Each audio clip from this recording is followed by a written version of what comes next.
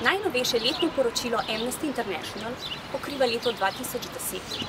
Zajema 157 držav sveta, med njimi tudi Slovenijo, zaradi izbrisanih in pa položaja romske skupnosti. V letu 2010 je bila svoboda govora omejena v vsaj 89 državah. Zapornice in zaporniki vesti so bili za zapahi v najmanj 48 državah.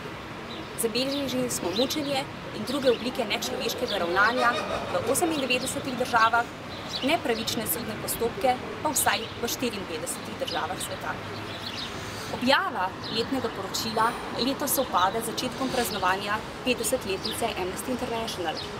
Maja 1961 je namreč zaplahoval plamen naše svečke, našega logotipa.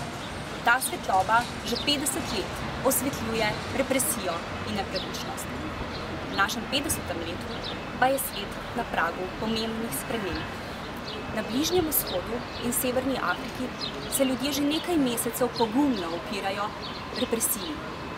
Nočejo izbirati, hočejo pravice, varnost in razvoj. Ob tem uporabljajo tudi nove tehnologije, zato da izpostavijo nepravičnosti, da zahtevajo svobodo, da se medsebojno organizirajo in da gradijo solidarnost. Sile represije se močno upirajo. Zato mora mednarodna skupnost zagotoviti, da ta aktivistični naboj ljudskih množic v letu 2011 ne bo lažno upanje za človekove pravice.